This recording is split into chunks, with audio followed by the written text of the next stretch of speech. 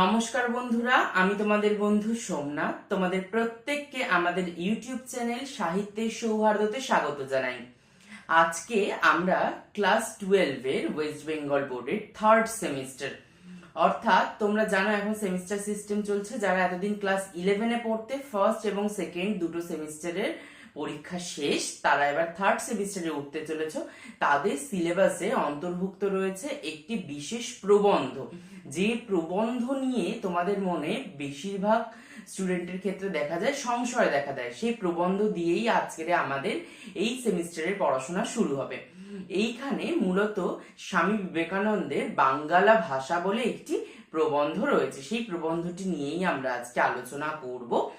আর তোমাদের বলে রাখি, তোমরা যখন কলেজে উঠবে তখন তোমাদের একটি আবশ্যিক বাংলা বলে বই থাকবে, যেটা প্রত্যেককে পড়তে হবে, সে আর্টস, কমার্স, সায়েন্স যেই হও না কেন। সেখানেও কিন্তু এই প্রবন্ধটা রয়েছে। তো সেক্ষেত্রে তোমরা যদি এখন থেকে প্রবন্ধটা ভালো করে পড়ো, তাহলে তখন কিন্তু আরো ভালোভাবে তোমরা স্কোর করতে পারবে। এটা উচ্চ মাধ্যমিক, এখানেও যেমন তোমরা ভালো মতো রেজাল্ট করতে পারবে, সেটাও কিন্তু ভালো রেজাল্ট করার একটা জায়গা তৈরি হয়ে যাবে এখন থেকেই। আরো আরেকটা জিনিস জেনে খুশি হবে, তোমাদের থার্ড সেমিস্টার মূলত ফার্স্ট সেমিস্টারের মতোই এমসিকিউ প্যাটার্নে কোয়েশ্চেন হবে। সেই এমসিকিউ প্যাটার্নের কোয়েশ্চেনই কিন্তু তোমরা ভালো মতো খুঁটিয়ে খুঁটিয়ে যদি না পড়ো, সেক্ষেত্রে কিন্তু অসুবিধার সম্মুখীন হতে পারে। আর এই এমসিকিউ পদ্ধতি কিন্তু আবারও যখন তোমরা কলেজে যাবে, তখনও কিন্তু সেই একই প্যাটার্নে পরীক্ষা দেবে। তাহলে বুঝতে পারছো, একবার তৈরি করে নিলে সেই সময় কিন্তু আর অসুবিধা হওয়ার জায়গা নেই। তাই ভালো করে এই জায়গাটা কিন্তু তোমাদের রপ্ত করতে হবে। তাহলে চলো আর কথা বাড়াবো না, লাইন ধরে ধরে আমরা আলোচনা করব। তার আগে বলে রাখি, যারা এতক্ষণ কোনো খাতা পেন নিয়ে বসোনি, একটা খাতা পেন নিয়ে বসো। তার কারণ প্রবন্ধটা শুরু করার আগে বেসিক কিছু ইনফরমেশন রয়েছে, সেগুলো আমি একটু তোমাদের বলে দেবো, তোমরা একটু নোট করে নেবে। তাহলে কিন্তু তোমাদের এই প্রবন্ধের বাইরে থেকে যে প্রশ্নগুলো আসে, সেই বিষয়গুলো কিন্তু তোমরা জানতে এবং বুঝতে বা লিখতে ভীষণ সুবিধা হবে। সেই জায়গাটা কিন্তু তৈরি হয়ে যাবে। তাহলে চলো শুরু করি। প্রবন্ধের শুরুতেই বেসিক কয়েকটা ইনফরমেশন, যে এই বাঙ্গালা ভাষা প্রবন্ধটি কোথা থেকে গৃহীত হয়েছে। এই প্রসঙ্গে বলে রাখি, তোমাদের যেহেতু এমসিকিউ প্যাটার্ন, তোমরা দুটো উত্তর এক্সপেক্ট করতে পারো। একটা বর্তমান ভারত, যেটা ম্যাক্সিমাম জায়গায় পাওয়া গেছে। আবার আরেকটা ক্ষেত্রে ভাববার কথা বলে একটি গ্রন্থ রয়েছে, সেই গ্রন্থ থেকেও কিন্তু পাওয়া গেছে। তো এবার তোমাদের অপশানে যেটা থাকবে তোমরা সেইটাতে টিক মার্ক করবে, বর্তমান ভারত কিংবা ভাববার কথা। যেটা তোমাদের সামনে আসবে সেটাতেই তোমরা উত্তর করবে, কিন্তু দুটোই তোমরা পড়ে রাখবে। এবার আসি, এই প্রবন্ধটা আসলে কি। এই প্রবন্ধটা আসলে একটা চিঠি, চিঠি আকারে এটা স্বামীজি লিখেছিলেন। এবার তৃতীয় কোশ্চেন, এই চিঠিটা কাকে লিখেছিলেন? উদ্বোধন পত্রিকার যিনি সম্পাদক তাকে লিখেছিলেন। এই কয়েকটা ইনফরমেশন লিখে রাখো। প্রবন্ধটা কবে প্রকাশ পেয়েছিল? প্রবন্ধটা 1900 খ্রিস্টাব্দে 20শে ফেব্রুয়ারি এটা কিন্তু প্রকাশ পেয়েছিল। তাই এটা কিন্তু তোমরা লিখে রেখো অতি অবশ্যই। এই কয়েকটা জিনিসের উপর বেস করে আমাদের এই প্রবন্ধটার দিকে এগোতে হবে। এবার প্রত্যেকটা লাইন ধরে ধরে আমরা আলোচনা করব, সেই দিকে অগ্রসর হচ্ছি। বলছে, দেখো বলছে, আমাদের দেশে প্রাচীনকাল থেকে সংস্কৃতই সমস্ত বিদ্যা থাকার দরুন বিদ্বান এবং সাধারণের মধ্যে একটা অপার সমুদ্র দাঁড়িয়ে গেছে। বুদ্ধ থেকে চৈতন্য, রামকৃষ্ণ পর্যন্ত যারা লোকহিতায় এসেছেন, তারা সকলেই সাধারণ লোকের ভাষায় সাধারণকে শিক্ষা দিয়েছেন। তার মানে কি বলতে চাইছে? বলতে চাইছে আমাদের দেশে প্রাচীনকাল থেকে কোন ভাষায় শিক্ষাদান হয়েছে? সংস্কৃত ভাষায় শিক্ষাদান হয়েছে।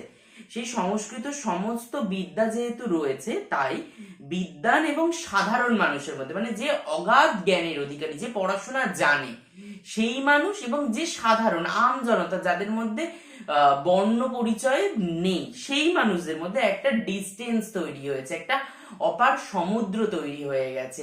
সে তার জগতে এবং এই মানুষগুলো এই মানুষের জগতে, দুজনের মধ্যে কোনো মেলবন্ধন নেই। তাই বলছে বুদ্ধ থেকে চৈতন্য, রামকৃষ্ণ পর্যন্ত এরা যারা লোকহিতায়, মানে সাধারণ মানুষের জন্য, লোকের মঙ্গল করবার জন্য এসেছিলেন, সেই মানুষগুলো সাধারণ মানুষের ভাষায় তাদের বক্তব্য বা তাদের যে সমাজ সংস্কারক মনোভাব বা তাদের যে বক্তব্য, যেটা সাধারণ মানুষের কাছে পেশ করেছেন, যেটা মানুষের জীবনকে আরো উদ্বুদ্ধ করতে অনুপ্রাণিত করে, তাদের সেই বাণী সাধারণ মানুষের খুব সহজ সরল সাধারণ ভাষায় বুঝিয়ে গেছেন। তারা কিন্তু গুরুগম্ভীর ওই সংস্কৃত ভাষাকে আস্বাদন করে মানুষের কাছে পৌঁছে দেননি, কারণ তারা বুঝেছিলেন ওই ভাষার সঙ্গে মানুষ নিজেকে একাত্মীকরণ করতে পারবে না। তার জন্য মানুষ কিন্তু খুব লিমিটেড মানুষ যারা ওই ভাষাটা বোঝে, তাই বেশিরভাগ মানুষের জন্য উনি সাধারণের ভাষাগুলোই কিন্তু এই মহাপুরুষেরা বেছে নিয়েছিলেন। বলছে পাণ্ডিত্য অবশ্য উৎকৃষ্ট, কিন্তু কটমট ভাষা যা অপ্রাকৃতিক কল্পিত মাত্র, তাতে ছাড়া কি আর পাণ্ডিত্য হয় না? চলতি ভাষায় কি আর শিল্প নৈপুণ্য হয় না? স্বাভাবিক ভাষা ছেড়ে একটা অস্বাভাবিক ভাষা তৈরি করে কি হবে? কি সুন্দরভাবে বলেছে দেখো, বলছে পাণ্ডিত্য অবশ্য উৎকৃষ্ট। পাণ্ডিত্য তুমি দেখাচ্ছ, তুমি পণ্ডিত মানুষ, সেটা অবশ্যই ভালো, কিন্তু কটমট ভাষা, তুমি অতিরিক্ত পরিমাণ সেখানে অলংকার, শ্লেষ, বক্রোক্তি বিরাট কিছু যোগ করছো, করে সেটাকে আরো গুরুগম্ভীর করে তুলছো। যেটা মানুষ সহজভাবে বুঝতে পারতো, সেই সহজ সাধ্য ব্যাপারটা থেকে বেরিয়ে এসে আরো গুরুগম্ভীরতার দিকে পৌঁছে দেওয়া, সেই বিষয়টার কথা বলছে, যা অপ্রাকৃতিক, যেটা এই বাস্তবতার সঙ্গে কোনো মিল নেই, কল্পিত মাত্র, যেটা কল্পনা করা যায়, তাতে ছাড়া কি আর পাণ্ডিত্য হয় না? তাহলে যে ভাষাগুলো আমাদের ধরা ছোঁয়ার বাইরে, যেগুলো নিয়ে আমরা কিছুই বুঝতে পারবো না, সেইগুলো ছাড়া কি পাণ্ডিত্য করা যায় না? নিশ্চয়ই যায়। মানুষের সেই চিন্তাধারার উন্মোচন করার জন্যই কিন্তু স্বামী বিবেকানন্দের এই বোধ, যে চলতি ভাষায় কি আর শিল্প নৈপুণ্য হয় না? যে চলিত ভাষাটা দিয়ে এগোচ্ছে সেই ভাষায় কি শিল্প নৈপুণ্য হচ্ছে না? স্বাভাবিক ভাষা ছেড়ে একটা অস্বাভাবিক ভাষা তৈরি করে কি হবে? তুমি স্বাভাবিক ভাষাটা ছেড়ে একটা অস্বাভাবিক ভাষা সেখানে যোগ করছো, সেটা দিয়ে কি লাভ? যে ভাষা ঘরের কথা কও, তাতে তো সমস্ত পাণ্ডিত্য গবেষণা মনে করো। তাহলে যে ভাষায় তুমি ঘরে কথা বলছো, যে ভাষায় তুমি পাণ্ডিত্য দেখাতে যাচ্ছ, সেই ভাষাটাই কিন্তু দেখো, আগে তুমি ভাবছো যে সাধারণ ঘরের কথাগুলোই কিন্তু তুমি মনে কল্পনা করে নিচ্ছ যে এই আমি লিখবো, তাহলে ভাবছো খুব সিম্পল ভাষায়, কিন্তু লেখার বেলা তুমি এত গুরুগম্ভীর ভাষা কেন ব্যবহার করবে? সেটা তো উচিত নয়। সেইটাই বলতে চাইছি যে তুমি সেটা যেন কৃত্রিমতায় পৌঁছে যাচ্ছে, যে তোমার ভিতর থেকে যেটা আছে, যেটা তুমি চিন্তা করার যে ক্ষমতা যে ভাষায়, তোমার বোঝার ক্ষমতা যে ভাষায়, কিন্তু লেখার বেলা তুমি ভাষাটা আলাদা কেন ব্যবহার করছো? তাহলে সেখানে তো তোমার ভুল হচ্ছে। তাহলে লেখার ভাষাটাও কিন্তু তুমি সাধারণের জায়গায় নিয়ে আসো, যেটা মানুষ খুব সহজেই আস্বাদন করতে পারবে। তাই বলছে যে গবেষণার মনে করো, আর এইরকম লেখবার বেলা একটা কি কিংভূত কিমাকার উপস্থিত করে একটা অদ্ভুত ধরনের ভাষা তুমি ব্যবহার করছো না? যে ভাষায় নিজের মনে দর্শন বিজ্ঞান চিন্তা করছো, 10 জনের বিচার করো, যে ভাষা কি দর্শন বিজ্ঞান লিখবার ভাষা নয়? তাহলে দেখো, যে ভাষায় 10 জনে বিচার করছে, যে ভাষা নিয়ে 5টা মানুষ ভাবছে, যে ভাষায় বিজ্ঞান দর্শন চিন্তা করছে মানুষ, সেগুলো কি বিজ্ঞান দর্শন লেখার ভাষা হয়ে উঠতে পারে নাকি? নিশ্চয়ই পারে। সেইটাই কিন্তু ভাবানোর জায়গায় পৌঁছে দিচ্ছেন লেখক। যদি না হয়, তা তো নিজের মনে এবং 5 জনেও সকল তত্ত্ব বিচার কেমন করে করো? তাহলে বলতে, যদি এটা নিজে না মনে করো, যদি 5 জনেও সকল এই তত্ত্ব বিচার করে, সেটা কিভাবে করে? যদি এটা সম্ভবই না হয়, তাহলে আর 5টা মানুষ সেই বিচার বিশ্লেষণের জায়গায় পৌঁছচ্ছে কিভাবে? স্বাভাবিক যে ভাষায় মনের ভাব আমরা প্রকাশ করি, যে ভাষায় ক্রোধ, দুঃখ, ভালোবাসা ইত্যাদি জানাই, তার চেয়ে উপযুক্ত ভাষা হতেই পারে না। সেই ভাব, সেই ভঙ্গি, সেই সমস্ত ব্যবহার করে যেতে হবে। অর্থাৎ বলতে চাইছে, আমাদের ভালোবাসার যে ভাষা রয়েছে, আমাদের ক্রোধ, দুঃখ, রাগ, অনুভব, যেগুলো আমাদের হৃদয়ের ভাষা, যেগুলো আমরা অনুভূতির সঙ্গে ক্রিয়া করতে পারি, সেই ভাষাগুলোকে দেখো আমরা সহজ সরল ভাবে যে আমাদের আবেগ অনুভূতির বহিঃপ্রকাশ করতে পারছি, সেই জায়গা থেকেই ভাবো যে তাহলে সেইগুলো আমরা ব্যবহার কেন করতে পারবো না লেখন শৈলীতে? এত কিছু ভাবতে পারছি, সবটাই দাঁড়িয়ে আছে আমাদের চিন্তা শক্তির ভাষায়। সেইটা যদি এত সাধারণ হতে পারে, তাহলে লেখার ভাষা এত কটমট কিংভূত কিমাকার কেন? প্রশ্ন রাখছেন কিন্তু প্রাবন্ধিক। এই ভাষায় যেমন জোর, যেমন অল্পের মধ্যে অনেক, যেমন যেদিক ফেরাও সেদিক ফেরে, তেমন কোনো তৈরি ভাষা কোনো কালে হবে না। ভাষাকে করতে হবে সাফ, ইস্পাত, মুচড়ে মুচড়ে যা ইচ্ছা করো। আবার যে কে সেই এক চোটে পাথর কেটে দেয়, দাঁত পড়ে না। আমার ভাষা সংস্কৃতর গদাই ইলস্করি চাল, ওই এক চাল নকল করে অস্বাভাবিক হয়ে যাচ্ছে। ভাষা হচ্ছে উন্নতির প্রধান উপায়, লক্ষণ। তাই বলছে যে ভাষা তো একটা উন্নতির গতিপথ নির্দেশ করে, তাহলে সেটাকে রুদ্ধ করে দেওয়া হচ্ছে না ওই সংস্কৃতর বেড়াজালে নিজেদেরকে আটকে রেখে। সেটা তো গদাই ইলস্করি চাল, মানে খুব ধীর গতিতে চলে। সংস্কৃত স্প্রেড নেই, সেটার খুব একটা কিন্তু প্রসার ঘটেনি, সেটা ওই সাহিত্যিক কৃত্রিমতার আবডালেই কিন্তু লুকিয়ে রয়েছে, তার থেকে কিন্তু খুব একটা উন্নত পরিসরে এগিয়ে যেতে পারেনি। তাই বলছে যে ভাষাকে সাপ ইস্পাত করে ফেলে, যেগুলোকে যতই তুমি ভেঙে মুচড়ে দুমড়ে যাই করে দাও না কেন, তার নিজস্বতার কখনো পরিবর্তন হবে না। তার যে গতি প্রকৃতি, তার যে রূপরেখা, তার যে নিজস্বতা, সেটা কিন্তু হারিয়ে যাবে না, সেটা নিজের মতো করে সবসময় প্রেজেন্টেবল হয়ে উঠবে।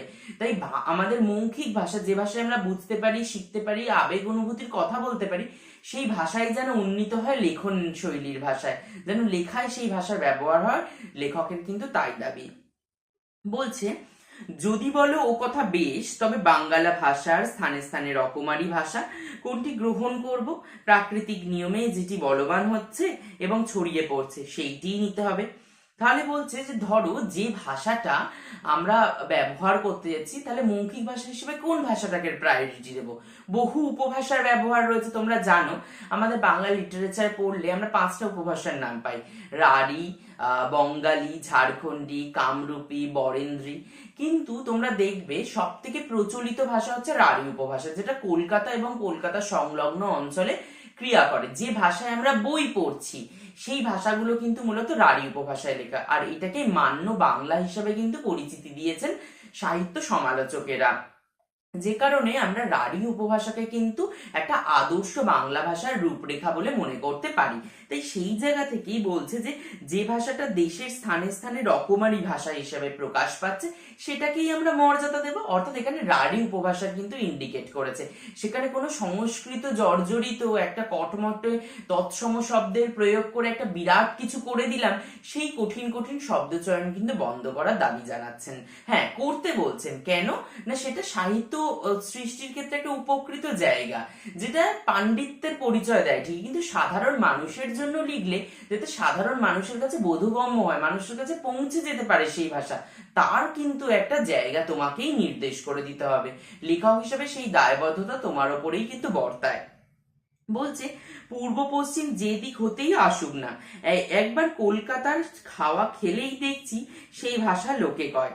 তখন প্রকৃতি আপনিই দেখিয়ে দিচ্ছেন যে কোনো ভাষা লিখতে হবে, যত রেল এবং গতাগতির সুবিধা হবে তত পূর্ব পশ্চিমে ভেদ উঠে যাবে, এবং চট্টগ্রাম হতে বৈদ্যনাথ পর্যন্ত ওই কলকাতার ভাষাই চলবে। অর্থাৎ বলছে, দেখো খুব সুন্দরভাবে বলেছে, পূর্ব পশ্চিম ভেদ উঠে যাবে, অর্থাৎ পশ্চিমী কালচার, ইউরোপিয়ান কালচারের সঙ্গে আমাদের প্রাচ্য মানে হচ্ছে এই ইন্ডিয়ান কালচার, এইগুলোর কিন্তু একটা ভেদাভেদ রয়েই গেছে। কারণ ওরা নিজের ভাষায় একটা দক্ষতা দেখাচ্ছে, ওরা মানুষের কাছে পৌঁছে যেতে পারছে, আর আমরা সেখানে একটা প্রাচীনত্বকে আঁকড়ে ধরে নিজেদের ঐতিহ্যকে শুধুমাত্র বর্তমান রাখার জন্য আমাদের ভবিষ্যৎটাকে ধ্বংস করছি। মনে রাখতে হবে, আমরা অতীত থেকে শিক্ষা নেব কিন্তু বর্তমানের উপযোগী হয়ে উঠব। আমরা এখন বর্তমানে দাঁড়িয়ে যদি খুব সুন্দরভাবে সংস্কৃতের যদি বলি ইদম মনোহরম উদ্যানম পৈশ্যত্র একা বিখ্যাতিষ্ঠতি, এইরকম যদি ভাষায় কথা বলি, কটা মানুষ বুঝবে বলো তো? তোমরা নিজেরাই বলো, তোমরা ক্লাস 7-8-এ সংস্কৃত পড়েছো, তারপরে সংস্কৃতের আর কিছু মনে আছে? বা আমাদের পশ্চিমবঙ্গে কটা স্কুলেই বা সংস্কৃতের একজন অভিজ্ঞ এবং দায়বদ্ধতা পরায়ণ শিক্ষক বা শিক্ষিকা রয়েছেন, যারা হাতে ধরে ঠিকঠাক ভাবে সংস্কৃতটা শিখিয়েছেন? আমরাও তো ভুলে গেছি। আবারও তোমরা 11-12-এ এসে যারা সংস্কৃত বিষয়টাকে নিয়েছো, তারা একটু একটু শিখতে শুরু করেছো, কিন্তু সেখানেও বহুলাংশে দেখা যাচ্ছে তারাও কিন্তু সঠিকভাবে শিখে উঠতে পারছে না। তাহলে এই জায়গাটা দিয়ে তুমি বলো, সংস্কৃতকে যদি কান্ডারি করে আমাদের জনজীবনকে চালাতে যাই, তাহলে সেখানে আমরা কতখানি অসুবিধার সম্মুখীন হব। এই কথা মানতে হবে যে সংস্কৃতের গুরুত্ব রয়েছে, সেটা আমাদের ঐতিহ্য, কিন্তু ঐতিহ্যকে যদি আমরা শুধু আটকে রাখি, তাকে যদি মডিফাই না করি, সেক্ষেত্রে কি আমাদের দেশের উন্নতির শিখরে পৌঁছতে পারবো? আমরা কি ভবিষ্যতের পথে, অগ্রগতির পথে এগিয়ে যেতে পারবো? তোমরাই ভাবো, কলকাতার ঐতিহ্য কি না হলুদ ট্যাক্সি? সেই হলুদ ট্যাক্সিরও তো আজকে পরিবর্তন ঘটছে। পুরোনো ধাঁচটাকে আঁকড়ে ধরে, সেই রংটাকে আঁকড়ে ধরে নতুন যন্ত্রাংশের ব্যবহারে তাকে কিন্তু নতুনত্ব দিয়ে সৃষ্টি করছে। সেইরকম ট্যাক্সিও কিন্তু বেরিয়ে গেছে। তাহলে তোমরা ভাবো, তাহলে লেখার ক্ষেত্রে, ভাষার ক্ষেত্রে কেন নয়, শুধু সেই প্রাচীনত্বকে আঁকড়ে ধরে কেন আমরা থাকবো? তাহলে কি এই জনসমাজ বা সমাজ ব্যবস্থার রূপরেখা কি এগিয়ে যাবে? তার সেটা কিন্তু এগিয়ে যাবে না, সেটা কোথাও গিয়ে আটকা পড়বে। এটা কিন্তু মাথায় রাখতে হবে।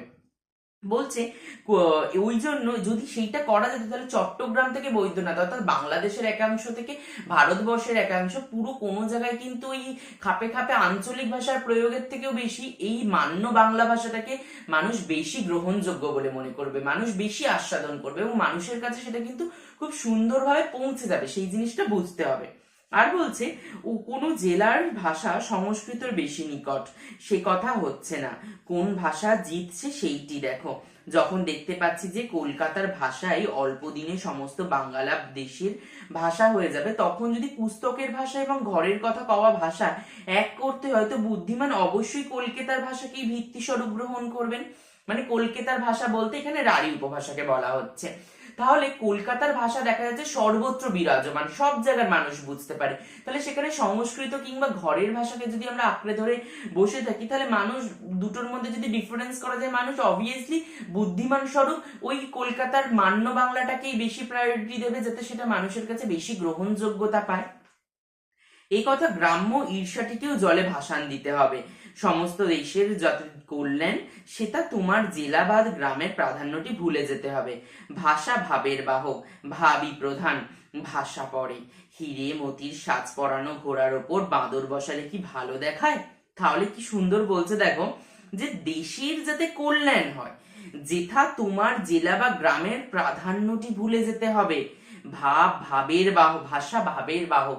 তাহলে ভাষা আমরা যতটুকু বলছি, বলে তো আমাদের সেটা বুঝতে হবে, বোঝার জায়গাটাও তো রাখতে হবে। আমরা যদি বুঝতে না পারি, সেটা কতটা মানুষের কাছে গ্রহণযোগ্য হবে ভাবো। একটা বোঝার ভাষারও তো দৃষ্টান্ত ক্রিয়েট করতে হবে। তুমি যদি বুঝতে না পারো, তুমি যদি অনুভব করতে না পারো, তুমি তার রিপ্লাই কি দেবে? সেটা কি একটা অসুবিধার জায়গা হয়ে দাঁড়াচ্ছে না? এখানে কিন্তু সেই জায়গাটার কথা ইন্ডিকেট করছে। সংস্কৃতর দিকে দেখো, ব্রাহ্মণের সংস্কৃত দেখো, সবর স্বামীর মীমাংস ভাষ্য দেখো, পতঞ্জলির মহাভাষ্য দেখো, শেষ আচার্য শঙ্করের ভাষ্য দেখো, আর অর্বাচীনকালের সংস্কৃত দেখো।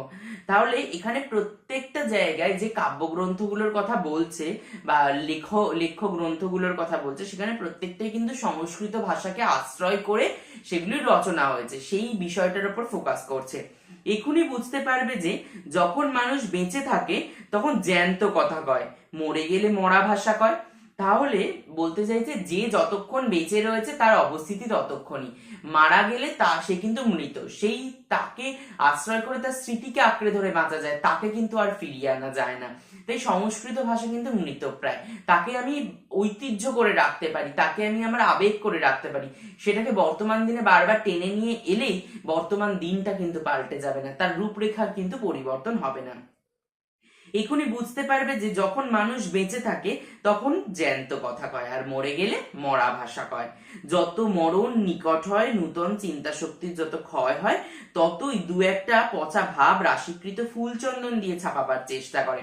তাহলে যে জিনিস পচে গলে শেষ হয়ে যাচ্ছে, যার থেকে গন্ধ ছাড়ছে, তাকে ফুল চন্দনের ওই সুবাস দিয়ে কি তাকে কি নতুনত্ব সঞ্চার করা যাবে? তা না, সেটা কিছুক্ষণের জন্য সাময়িক প্রয়াস, কিছুক্ষণ ঢেকে রাখা যাবে, কিন্তু তার যেটা নিজস্বতা, তার যেটা নিজস্ব অনুভব, সেই জিনিসটাকে তো তুমি পরিবর্তন করতে পারো না। ভাষার যে গতিরেখা, সেটা যে জায়গায় আটকে রয়েছে, সেটাকে কি তুমি পরিবর্তন করতে পারবে? পরিবর্তন করতে কিন্তু পারবে না।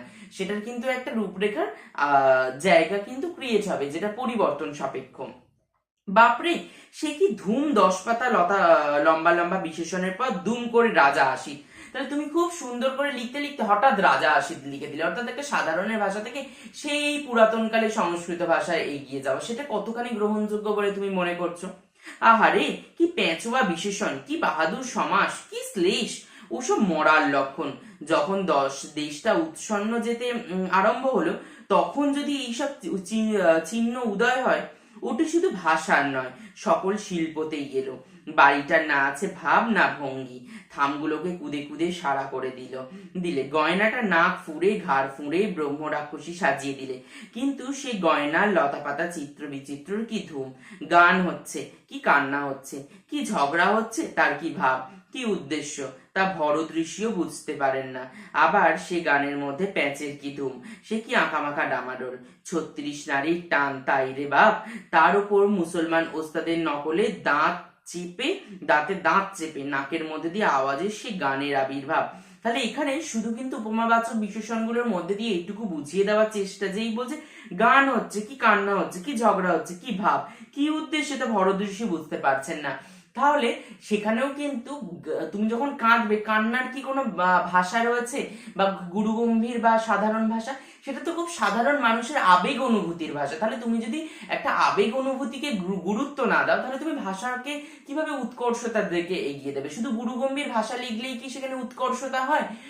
সেটা কিন্তু হয় না। তুমি দু চারটে সংস্কৃত বলে বলে কাঁদবে যখন তোমার মনে দুঃখ হবে? নিশ্চয়ই নয়। তুমি তোমার সাধারণ মৌখিক ভাষা, যেটাকে তুমি তোমার স্বাচ্ছন্দ্যের ভাষা বলে মনে করো, সেই ভাষায় কথা বলতে বলতে তুমি কাঁদবে, সেখানেই কিন্তু তুমি স্বাচ্ছন্দ্য বোধ করবে। এখানে কিন্তু প্রাবন্ধিক সেই জায়গাটাই বলতে চাইছে যে 36 নারীর টান রে বাপ, তাহলে এখানে কিন্তু নারীর টান ক্রিয়া করছে, সেই বিষয়টার প্রতি বেশি গুরুত্ব প্রদান করা হচ্ছে।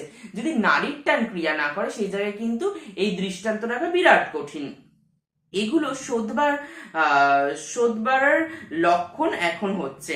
এখন ক্রমে বুঝতে হবে যেটা ভাবহীন প্রাণহীন যে ভাষা শিল্প, যে সঙ্গীত কোনো কাজের নয়। এখন বুঝবে যে জাতীয় জীবনে যেমন যেমন বল আসবে, তেমন তেমন ভাষা শিল্প সঙ্গীত প্রভৃতি আপনা আপনি ভাবময় প্রাণপূর্ণ হয়ে দাঁড়াবে। দুটো চলিত কথার যে রাশি আসবে, তা 2000 ছাঁদি বিশেষণেও নাই। তখন দেবতার মূর্তি দেখলেই ভক্তি হবে, গহনা পরা মেয়ে মাত্রই দেবী বলে বোধ হবে, আর বাড়ি ঘর দৌড় সব প্রাণ স্পন্দনে ডগমগ হবে। বলতে যদি এটা পরিবর্তন করা যায়, তাহলে দেবতার মূর্তি দেখলেই তোমার ভেতর থেকে ভক্তি আসবে। কারণ ভক্তির যে নিজস্ব ভাষা, সেটা তুমি নিজের থেকে দেবীর কাছে অর্পণ করবে। সেখানে তুমি কি সংস্কৃতের ঝনঝনানি দিয়ে দেবীর কাছে তোমার মনের ভাষা প্রকাশ করতে হবে না। তুমি কোনো সুন্দর মেয়ের রূপলাবণ্য দেখে মুগ্ধ হয়েছো, তাই বলছে গহনা পরা মেয়ে মাত্রই তাকে তোমার দেবী বলে মনে হবে। ওই গহনা পরিয়েছো মানেই তুমি সংস্কৃতের আড়ম্বরতা দিয়ে তাকে পূজা করবে, তবে তার প্রতি তুমি আকৃষ্ট হবে বা সে তোমাকে আশীর্বাদ দান করবে, এমনটা নয়। তুমি তোমার মনের আবেগ অনুভূতিটাই প্রকাশ করলে সেটাই খুব গ্রহণযোগ্য ভাবে রূপরেখা লাভ করবে, তাই না? সেই বিষয়টাকেই বলতে চাইছি যে তুমি ওই তোমার বর্মটাকে ত্যাগ করো, যেটা তোমার হৃদয় থেকে আসছে সেইটাকে তুমি নিয়ে আলোচনা করো, তবেই কিন্তু একটা ভালো ভাষার জায়গা তৈরি হবে, মানুষের মধ্যে মেলবন্ধনের জায়গা তৈরি হবে। তার প্রধান কারণ হচ্ছে ভাষা তো ভাবের বাহক, তোমার মনের ভাব আর একটা মানুষ বুঝতে পারবে, তবেই না তোমার ভাষা বা ভাবের জায়গাটা অনেকটা স্ট্রং হবে। তুমি যদি তোমার ভাবটাকে বা ভাষাটাকে ভালোভাবে প্রকাশ করতে না পারো, সেই জায়গাটা কিন্তু অনেকটা কষ্টমুখর হয়ে দাঁড়াবে। সেই জায়গাটা মানে কি বলবো, তোমার কাছে প্রেজেন্টেবল হতে অসুবিধা হবে, বোধগম্যতার দিকে এগিয়ে যেতে অনেকটা অসুবিধার সৃষ্টি হবে। তাই বলছে যে প্রাণ স্পন্দন তখন কিন্তু ডগমগ হয়ে উঠবে, তখন কিন্তু মনের ভাষাটা পাঁচটা মানুষের কাছে গ্রহণযোগ্য হলে তুমিও বুঝতে পারবে তাদের ভাষা, সেও তোমার ভাষাকে সাদরে গ্রহণ করবে, তবেই কিন্তু সেই ভাষার একটা মাপকাঠি হবে। আর সেই ভাষা কি ভাষা? সেই ভাষা হচ্ছে বাঙ্গালা ভাষা। আর বাঙ্গালা ভাষার মধ্যে কিন্তু যেটা বেশি মানুষ প্রায়োরিটি দেয়, কলকাতা ও কলকাতা সংলগ্ন অঞ্চলের ভাষা, সেই ভাষাটাকেই কিন্তু বলছেন। আর এই প্রসঙ্গে আরো একটা জিনিস বলে রাখি, তিনি বর্তমান ভারত যে প্রবন্ধটা লিখেছেন বা একটা তার গ্রন্থ রয়েছে, সেখানে কিন্তু তিনি মূলত ওই প্রবন্ধ গ্রন্থতে বর্তমান ভারতে সমস্ত কলকাতার ভাষার রূপরেখা নিয়ে আলোচনা করেছেন। সেই ভাষার বৈশিষ্ট্য, গুরুত্ব, তাৎপর্য সবকিছু কিন্তু সেখানেই রয়েছে। তোমাদের মূলত পরীক্ষায় ওই বর্তমান ভারত নামটাই দেবে, কিন্তু তবুও বলবো তোমরা কিন্তু আরো একটি নাম আমি যা বলে দিয়েছি তা কিন্তু অবশ্যই গুরুত্ব সহকারে দেখে রাখবে। সেটা হচ্ছে তোমার ভাববার কথা গ্রন্থ, এটা বারবার বলে দিলাম। তবে আরো আরেকটা কথা তোমাদের বলি, এই প্রবন্ধটা তো আমি এখানে আলোচনা করলাম, এখানেই কিন্তু সবটা শেষ নয়। তোমরা যদি চাও, আমি কিন্তু এর শর্ট কোয়েশ্চেন নিয়ে তোমাদের সামনে হাজির হব। তোমরা কি চাও সেটা আমাকে কিন্তু অবশ্যই কমেন্ট সেকশনে জানাতে ভুলো না। কারণ তোমাদের ইচ্ছার উপর ডিপেন্ড করে আমি পরবর্তী ভিডিও প্রস্তুত করব। তোমরা জানিও যে তোমাদের শর্ট কোয়েশ্চেনের প্রয়োজন আছে কিনা, যদি মনে হয় আছে অবশ্যই কমেন্ট সেকশনে জানিও। আর আজকের এই ভিডিওটা বুঝতে কোনো অসুবিধা হয়েছে কিনা সেটাও জানিও, যদি অসুবিধা হয় কমেন্ট সেকশনে জানাতে ভুলো না। ডাউট ক্লিয়ারিং এর জন্য কিন্তু আমি আবারও আসবো। তবে হ্যাঁ, আরেকটা কথা বলি, আজকের ভিডিওটা এখানে শেষ করছি ঠিকই, কিন্তু ভালো লাগলে লাইক কমেন্ট শেয়ার করতে ভুলো না বন্ধুদের মধ্যে। নতুন ক্লাসে উঠে গেছে তাই নতুন সিলেবাস এখন থেকেই পড়া শুরু করে দাও, কারণ উচ্চ মাধ্যমিক আশা করি তোমাদের রেজাল্ট ভালো হবে। থার্ড সেমিস্টার, এখন এটাকে সেমিস্টার বলেই চিহ্নিত করছে, কিন্তু আসলে এতদিন উচ্চ মাধ্যমিক বলে আমরা হ্যাবিচুয়েট, তাই জন্য সেটাই বারংবার মুখ দিয়ে বেরোচ্ছে। যাই হোক, বন্ধুদের মধ্যে শেয়ার করলে তারাও কিন্তু প্রস্তুতি নিতে অনেকটা সাহায্য বোধ করবে। এটা তোমাদের দায়িত্ব, তোমাদের দায়বদ্ধতা। শুধু আমরা জীবনে একার জন্য লড়বো না, এই অঙ্গীকার আমাদের করতে হবে। আমরা প্রত্যেকের তরে, তাহলে এই জিনিসটা মাথায় রাখতে হবে। তাই বন্ধুদের মধ্যে সাহায্য করে তাদেরও অনেকটা এগিয়ে যাওয়ার সুযোগ করে দিতে হবে, তোমাদেরই সেই দায়বদ্ধতা তোমাদের।